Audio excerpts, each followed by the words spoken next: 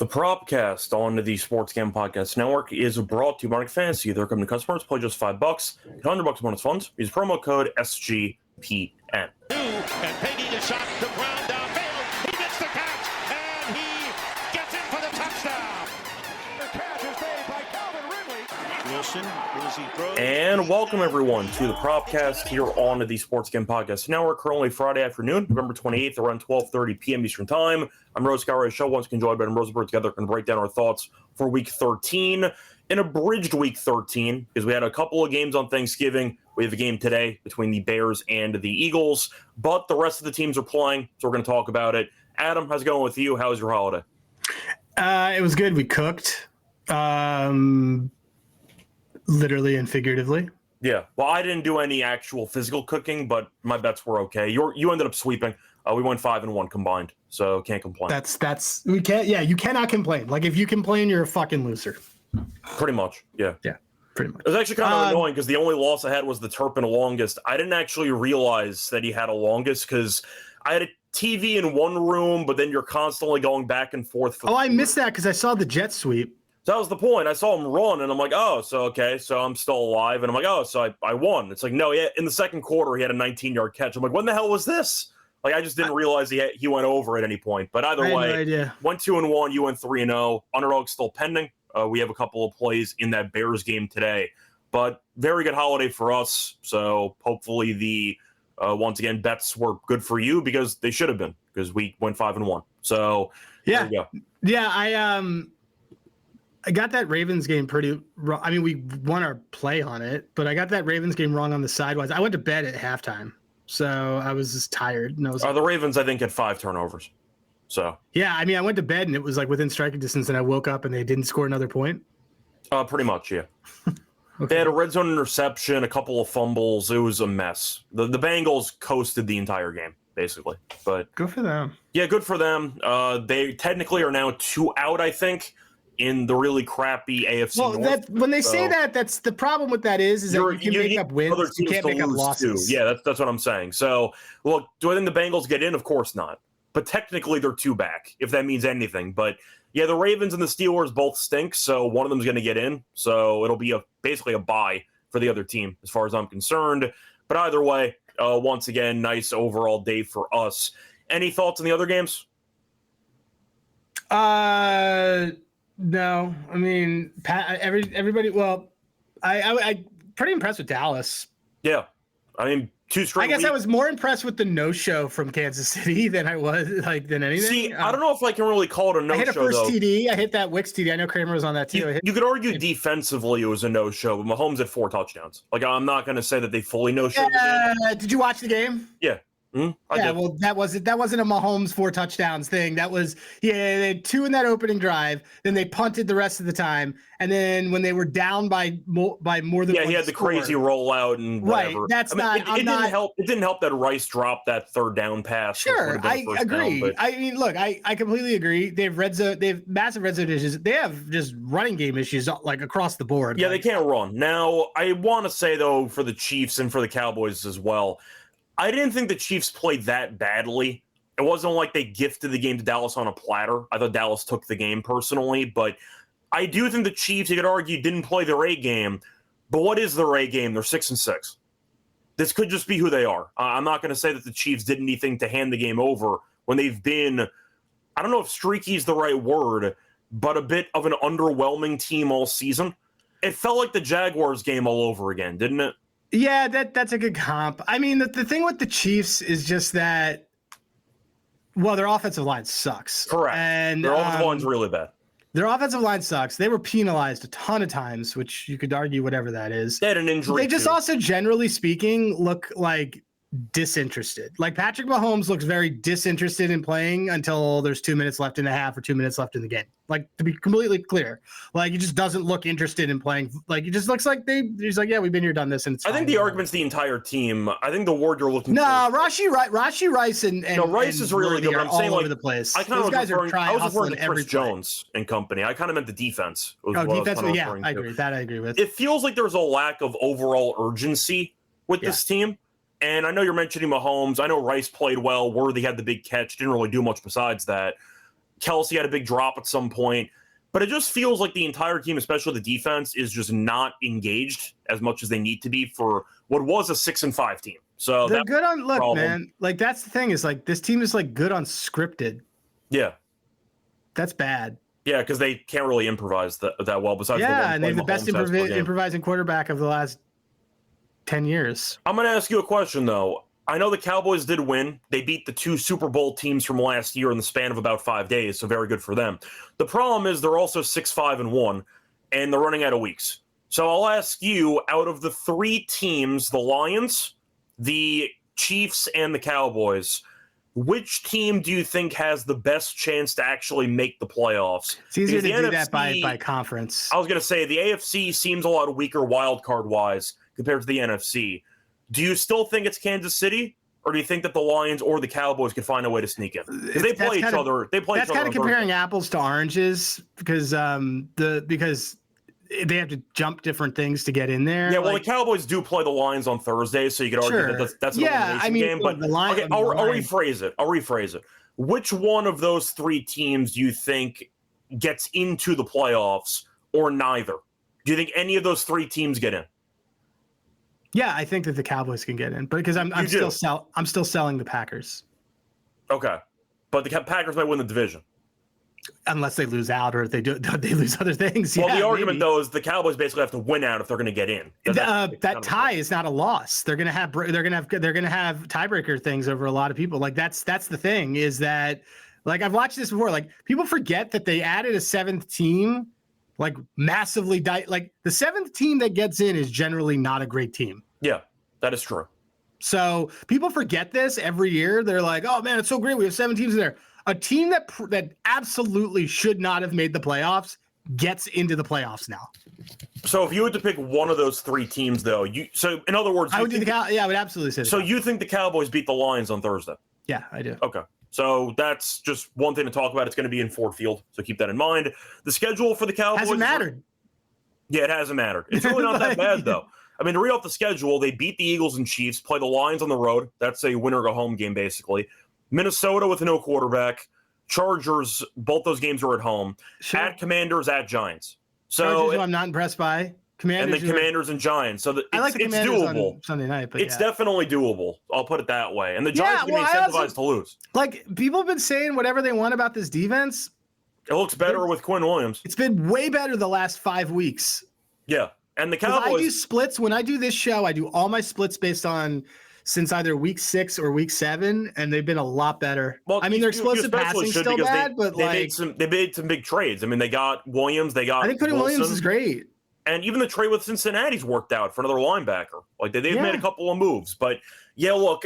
And their offense is great, man. Their offense is really, really good. Their offense, you never look at, you're like, damn, they can't get that going. I mean, I'm not sure if you want to argue it's the best wide receiver duo in the league. You can't argue that. It's ridiculous with Lamb and Pickens. You have an argument there. But either way, look, the Cowboys season was dropping a lot. Yeah, the Cowboys season was dead, and now they suddenly have a pulse. We'll see if they beat the Lions.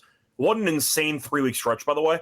But if the Cowboys beat the Lions, watch out. Like, this team can definitely run the table based on their schedule. So we'll see what happens. But, yeah, once again, I wanted to ask you because I think that the Lions were also extremely disappointing, but they can't block anybody, and their defense is an absolute joke. So the Lions, I think, might be dead, but people haven't realized it yet. Yeah. So I wanted to mention that. I think they realize. I think the Lions. I think they realized. They may have realized it a couple of weeks ago. But. Yeah, I kind of meant the general public because I tweeted it out. I don't think enough people realized midway through that 4th quarter the Lions might miss the playoffs. Like I don't think people fully reach that conclusion. They're probably going to. Yeah. So we'll see what happens, but.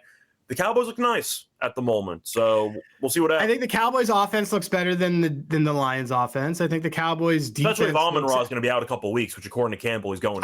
You know what? The thing is again, I say this a lot, but like I don't even think that's the best offensive player on their team. I think it's Gibbs. Well, yes, but the point is, though, Amon-Ra is still a very solid possession receiver. Sure, he is, but Kennedy stepped up.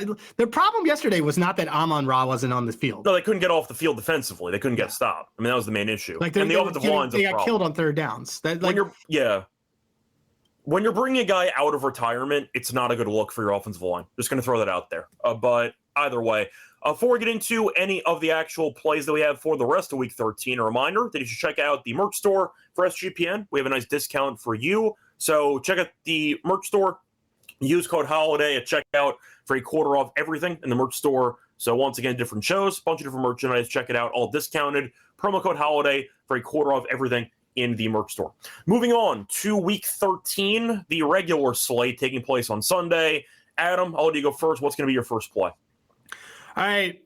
You mentioned this Minnesota game. I don't even know the guy who they're starting. He's a rookie, though. Rookies, when they started. Yeah. I thought he was awful at Minnesota, by the way, in college. I was not a fan of Brosmer. No one's good at Minnesota in college. I'm trying to think of any quarterbacks worth a damn from Minnesota. It's just not how that team's built. PJ Fleck doesn't run that kind of. Fleck had that one bald guy, what was it, Morgan, for like 40 years, and that was basically it. Yeah, they're terrible. Who was that other? They had that running back who was really good.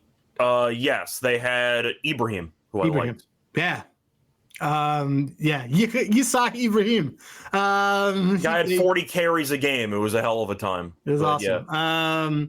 All right. Well, anyway, but if your quarterback's not good, it also impacts your running game. And I don't know if people realize this, but Seattle is a pretty good run defense. I'm taking Aaron Jones under 45.5 rushing yards. Seattle's adjusted line yard is third lowest in the league on the defensive side, meaning their defensive line gives up the third fewest kind of yards per game to running backs. Only 3 running backs have gone over this number since week 2. 2 of them had 35-yard plus runs within that, which I don't see happening because Seattle limits explosive run plays. One of those was a DeMarcaro 55-yard run. Mm-hmm. That was in garbage time, by the way. Oh, there you go. I didn't even watch it. Because we had his under rushing yards, and they were down 40, and he broke one for 50-something yards. So there you go. 10-point dog isn't really a game script for this. And look, across the entire season, only like 20% of running backs who have faced this team have gone over their line. Aaron Jones under 45.5 rush yards. Yeah, you also didn't mention that he gets hurt all the time. And they also have Mason available, so we'll see Aaron Jones is going to the blue tent is a frequent. Yes, that is a frequent thing. Shout out to Olave, who's also the blue tent guy. But yes, I like the play. They have no quarterback. The run game has not been very good either, so I can get behind that play as well.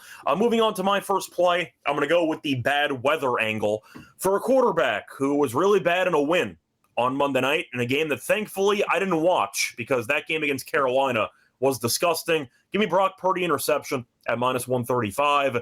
He's had at least one pick in 6 of his last 7 games, including last season. We know Purdy's been out for a decent portion of this season. The Browns, though, have forced some picks. They forced at least one pick in 3 of their last 4 games.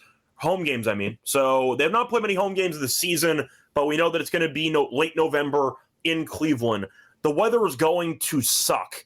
It's supposed to rain, 35-mile-per-hour wind gusts, and we know that Myles Garrett and company can get after the quarterback. So I see Purdy making at least one bad throw. He got picked 3 times against Carolina in the Monday night game in a win. Turns the ball over a ton. Yeah, that contract not aging too well. But either way, I think he'll make at least one bad throw in the cold, bad weather in Cleveland. Give me Purdy interception at -135. I like it. It's a bit juicy, but it's a low total. It's 36.5. I just see a very ugly football game. Yeah, I think Cleveland doesn't have a problem here. I like his rush yards a little bit more. That's fine. For an angle, but running for his life. Yeah, I get it. Yeah, but he's also hurt. This is fine. It's fine. Well, the point is he's been banged up all year, and they're still throwing him out there. But those 3 picks against Carolina. I mean, they're going to make the playoffs. They're going to be like the 6th seed. I was going to say, though, those 3 picks in the first half were just disgusting throws. So I question if he's playing at like 60% health at this point. But either way, I think that he's going to throw a pick on the road. So there you go. Purdy interception is my first play. Moving on to your second play, what do you like? Yeah, his second since week 7, because he's only played 2 games. Still second highest turnover-worthy plays. 3 interceptions, 5 turnover-worthy plays. Yeah, he just makes a lot of risky decisions, and against Cleveland in a bad environment, I think that's going to go pretty poorly. So there you go. Yep. Though I don't know if I want Cleveland off a win. That's why I'm not picking them to cover the game. I just want one bad throw from Purdy in the cold and the rain. So I get it. I'm just looking. That game's going to be disgusting, by the way. 36.5 total. I'm not taking the over on that game. Full disclosure, that is not happening. I mean, San Francisco's rush defense is not good. Anyway, well, that's fine. All right, I am going to take Okay, so we're gonna go to another disgusting game. Atlanta with Kirk Cousins against the Jets, your New York Jets. And we're going to take Breece Hall to have 30 receiving yards. How about that? What do you have, like 70 against Baltimore in that one? Yeah. So one of those was, I think, like a 60-yard or like a 50-yarder. So longest reception, he had a 40-yarder in there. Yeah. He's had 40-yarders actually in 2 of the last 3 weeks. But he's also like the lead yak guy on that team against a Atlanta team that's terrible, that gives up a ton of yak. That does not do that is 23rd in the league in receiving yards allowed to the running back. This is just a usage thing. The number was low was 23.5. But what is the floor? We always say, take the floor to the ceiling. The floor of the ceiling is 30 yards. So we're going to take that at 136. I don't care about the 20. People get, if you badly need a win versus like want to pay the G's, like I'd rather risk a unit for us to make 130.36 units than play 1.25 units to win one. Yeah. Just math here. Anyway, I'm going to take, so Breece Hall over 30 receiving yards at plus 136. He's done this, by the way, like I said, 2 of the last 3 games. I was going to say, you might get good game script in there. If Atlanta does show up, you just get a bunch of checkdowns. It's not even if they do. It's just like, it's not even you don't need the game. I'm saying like as a fail-safe. You might not need it anyway, but as a fail-safe, it could be. Well, no, that's bad because that would actually be Mason Taylor who they're going to use that. We want, what you want is just the normal neutral game script. The total's 39.5. There's no reason why this wouldn't happen. So, this is, we don't want the game to get out of hand because I don't think it's going to, because I think Cousins is terrible in 2025. I mean, they couldn't blow out the Saints. They won the game. It was still somewhat within. No, I mean that was garbage. That was a garbage idea. They dominated the Saints from the Jet. I know that because I was on Falcons Island. Well, the Saints had a couple missed field goals and they had a couple of they had a turnover and down. They're a terrible team. I'm just saying the game was closer for 2.5 quarters than most people think personally. It was like mildly close in the first half. I think you're thinking of the Saints defensive touchdown, which is cool, which I also cashed on. But then the rest of the game, they fucked them up. Yeah, once again, I thought the Saints did a bad job of finishing drives. But yes, it was an ugly game from start to finish. I could see a similar thing happening here. That game should have been like 15 points. It was the fact that people were out here buying the Saints as a favorite. Get the fuck out of here. I mean, there's no chance I'd ever buy Shuck, who I think is also a really bad quarterback. So not going to bother. I see Joe asking about Cousins' interception at plus 150. He's asking why the line is so, I'd say, valuable. The reason's because the Jets don't intercept anybody. They don't. That's why. Now, take away, I think, this year. Yes. Do I think that Cousins at plus 150 has value? Yes, because I think that he's completely washed. But to answer your question, the Jets might have 1 interception the entire season. Where are you seeing? Wait. Oh, no, that was Bo Nix. I'm just trying to see where. I saw a very nice price on Cousins' interception. So 150 sounds right, but the Jets don't force. Yeah, I see it. It's actually going the other way. So you could probably buy it day of because it's plus 162 in a lot of places. Once again, main reasons the Jets defense doesn't intercept anybody, but I think Cousins is completely washed. Do you know how many interceptions they forced this year? It's either 1 or 0. 0. It's 0. Okay. That's why, because they haven't intercepted anybody the entire season. So there you go. Yeah. Then again, he threw a pick 6 against the Saints. So, maybe this is the time. Maybe they're overdue for a pick. But there you go. Look, I think Cousins is completely washed. So there you go. There you go. Anyway, before we move on into my second prop for the show, a reminder, they're brought to you by our sponsor, Novig. So if you want to check out some great prices, and a reminder, you can check out some prediction markets. If you want to compare to actual sports books, check out Novig, the number one prediction market for sports in America. Get some great prices. Available in a bunch of states, 35 plus to be exact. Download the app. Get $50 when you spend just $5 if use our code SGPN and manage your Novig, promo code SGPN. We're also brought to you by Underdog. So if you want to try out some pick'em entries, we'll give out one later on in the show. But they're pick'em entries. Chance to win up to 5,000 times your entry, pick higher or lower on player stats. Make some extra sports, NHL, NBA with NFL. So check it out. Also, they have a new offer for customers. Play just $5. Get $100 bonus funds. Use promo code SGPN at Underdog Fantasy. Welcome back, everyone, to the Propcast. Finished going through our first couple props for Week 13. Time to move on into my second prop for the show. So I'm going to go with the quarterback as well. Going to go with the Herbert play here. And I'm going to go with Herbert, longest completion, over 35.5 yards and -110. Herbert has gone over this number in 7 of his last 10 games. They're playing in a dome, and they're playing at home. The Raiders defensively, we know, are awful. They're bad at everything. That's really all there is to say. I think the Raiders, I know the Titans have the worst record in the league. Are the Raiders the second worst team in the league? Because watching them play, this team is really, really bad. I think they're the second worst team in the league. Yeah, I mean, I'm on them this weekend. Yeah, I know you are, but I'm just saying in general. Yeah, I would say so. I also, yeah, I would say that they're. I think 2-15 is a realistic outcome for their season. Like, they could lose out. It wouldn't shock me if that happened. And maybe Pete Carroll. I mean, retires, well, the thing is like all these teams that fire their coaches later in the season means that they're trying to actually get wins to establish culture. Yes. So like Chip Kelly getting fired means that this team actually cares. Like, don't tell anyone telling you that they're not paying. Like, they care about this game. I think they care, but I also wonder if this is the final season of Pete Carroll. So we'll see what happens there. But I mean, they would owe him a ton of money.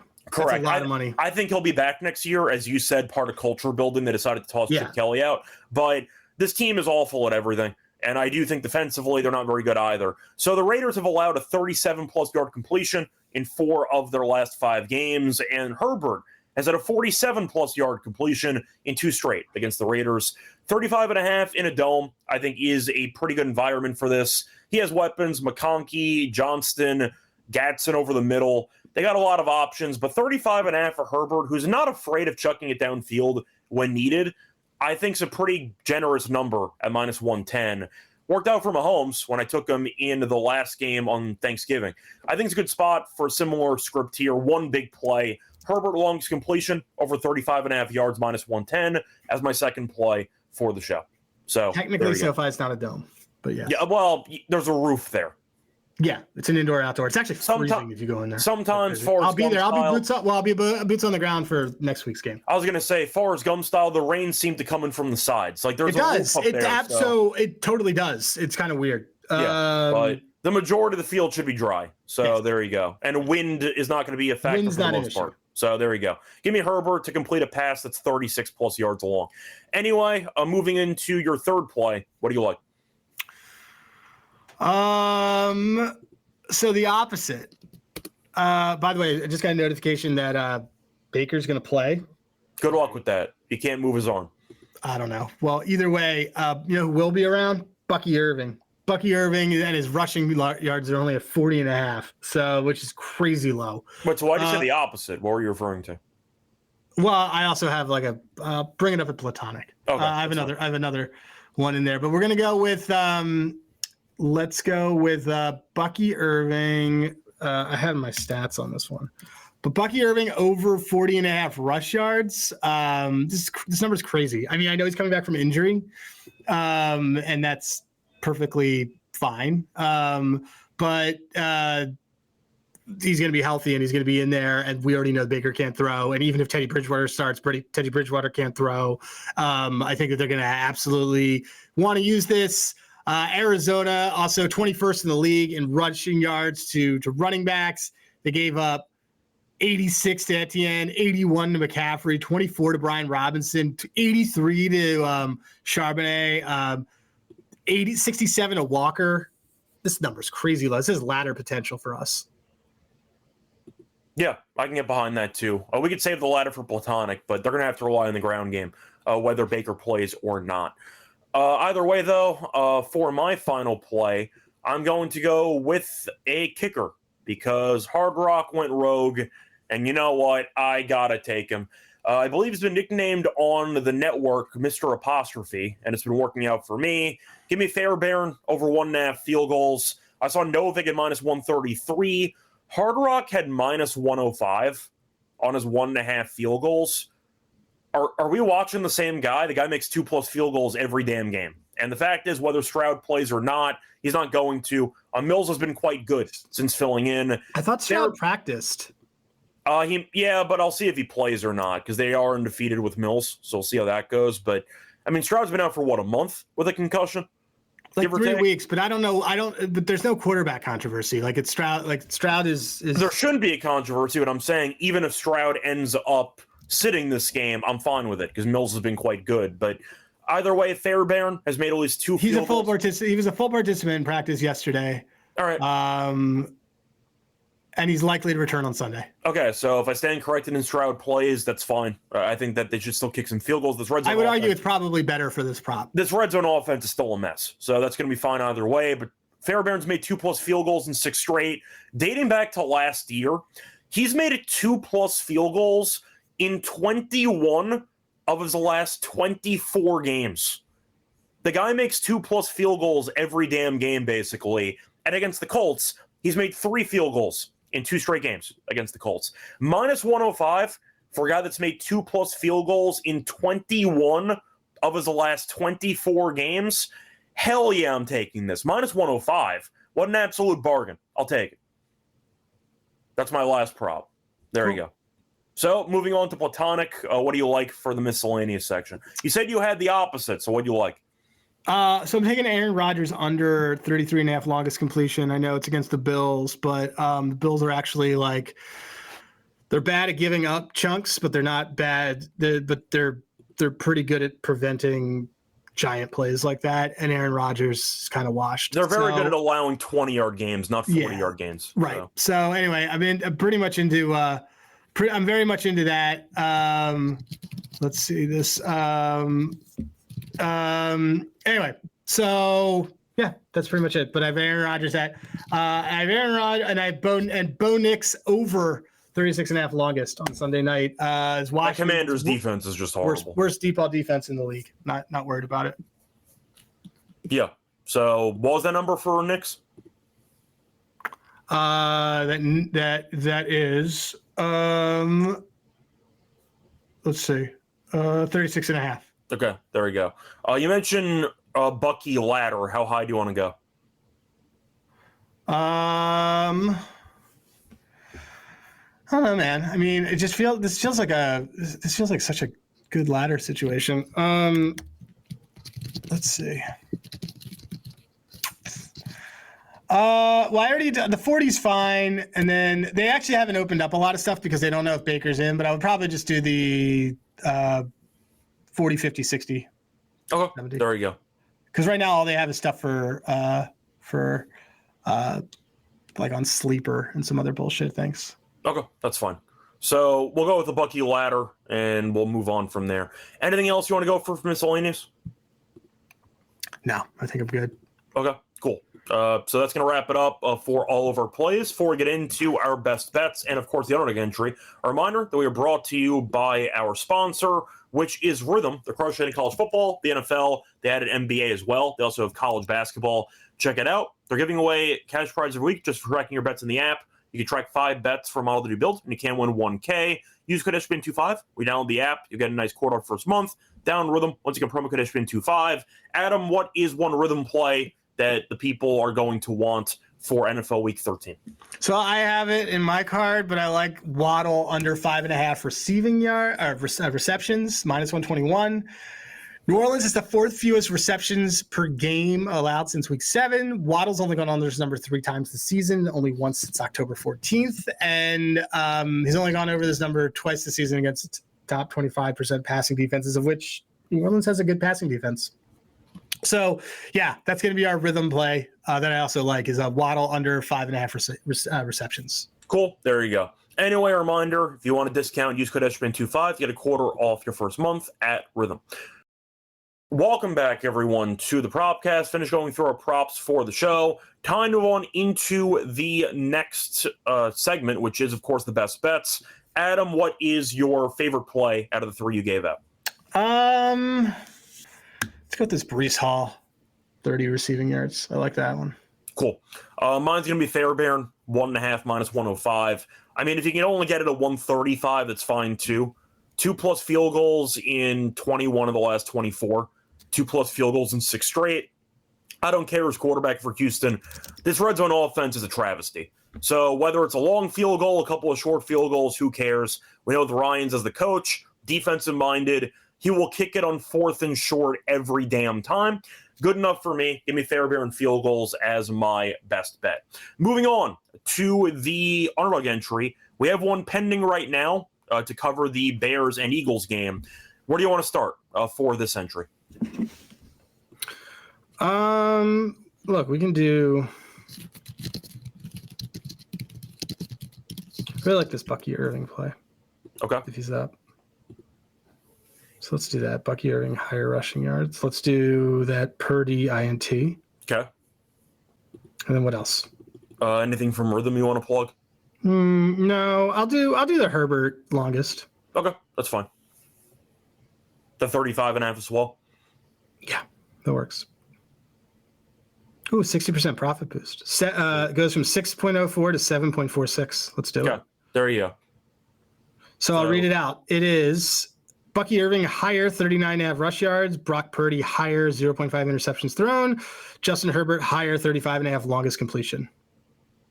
And what was the payout again?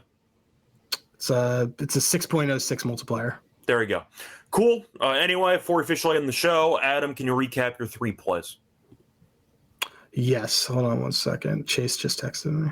All right. Let me see. Okay. So my 3 plays are going to be Aaron Jones under 45.5 rush yards.